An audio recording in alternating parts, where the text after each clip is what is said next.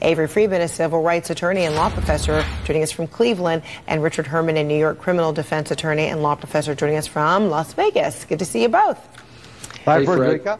Okay, so Richard, you first. Schnatter's lawsuit says he is seeking documents, and I'm quoting, because of the unexplained and heavy-handed way in which the company has treated him since the publication of a story that falsely accused him of using a racial slur, end quote. So this, although he admitted to using the N-word and then later apologized, so given his reasoning of why he says it was used, does he have a case?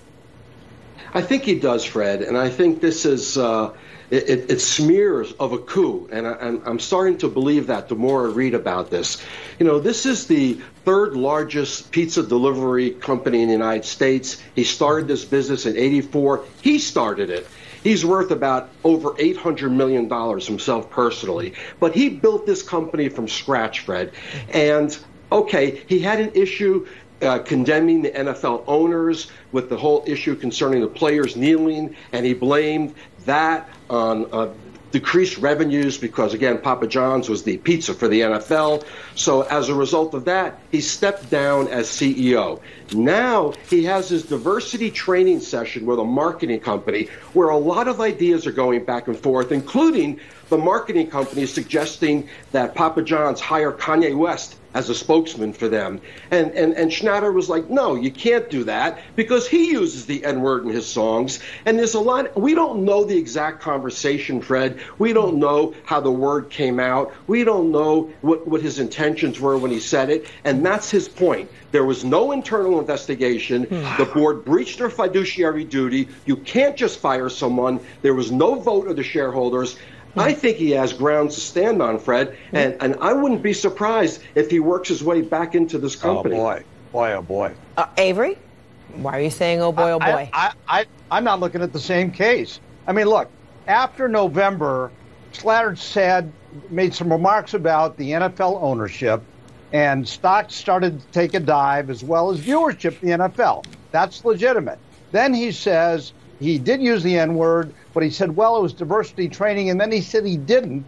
And then he compares himself to Colonel Sanders? Oh, my goodness. Yeah, you know, on one level, Frederica, he's going to get some of the documents. But at the end of the day, corporate law requires the board to be responsive to the shareholders.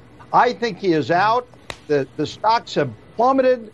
I think the appropriate action was to get rid of him. And frankly, he's going to need a lot more pepperoni to be successful in any kind of litigation.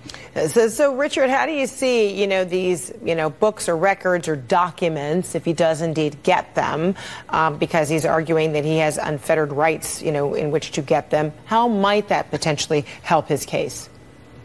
It will, Fred, because the position taken by the board is wobbly at best. Listen, he has a right. He's a shareholder. He owns 29% of the stock of this corporation, Fred, and shareholders have rights to view the books and records. And what he's trying to prove is that the board acted not even-handed. They acted outside the scope of their authority. They acted not in continuance of how they've done things in the past. In other words, this looks like a coup. So People don't like this guy internally, so they went after him now, and they can't just do it. You need a vote of the shareholders. You need to act in a certain corporate way, and they did not do that, Fred. He's got grounds here. This is not going away. He's worth over $800 million. He's got major lawyers on his side.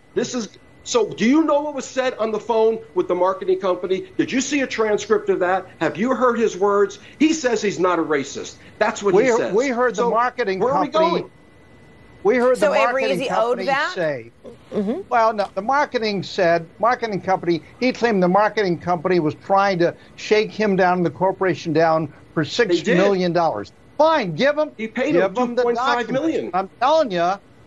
His face is associated with Papa John's. Stocks are taking a nosedive. If they're going to protect shareholders, he's got to go. That's why they put a poison pill together. He's not going to be able to conglomerate other shareholders.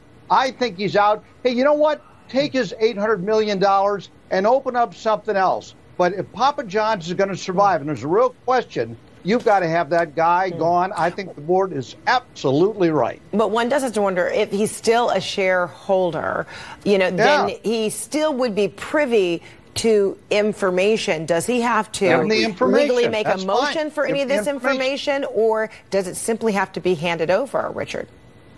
No, they have to give it to him. He's made a request for it. They've denied him, and so he had to bring litigation to get it. And they can color it any way they want, but he has every right to do this. And when he does, he's going to unveil the fact that they acted really outside the scope of their authority and not in the best fiduciary interests of the corporation. That's what's going to come out here, Fred. He owns 29%. He'll probably eventually end up taking over the company. Don't forget about the N-word. He's out. He's gone. In a closet and the of fact that father's Colonel saloon Sanders built used this it, what on empire. earth does that have to do with anything in terms of his role? Colonel Sanders, this isn't chicken anyhow, it's pizza. He's finished. We don't know, Avery, we don't know the context within which he said the N-word. That's so critical here, and we don't know it. All right. That's why you need an investigation. 33% reduction in stock. Goodbye. Still more to come on that. All right, Avery Friedman, Richard Herman, thanks to both of you. Appreciate it. Good to see you.